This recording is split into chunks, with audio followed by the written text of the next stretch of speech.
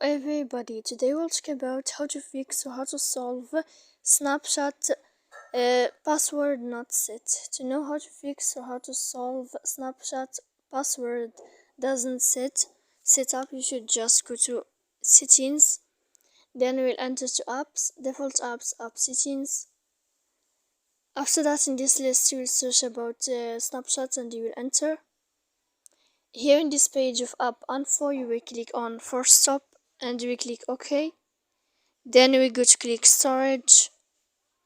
Here in this page you will click clear cache, and in the end you can turn off your Wi-Fi as you see.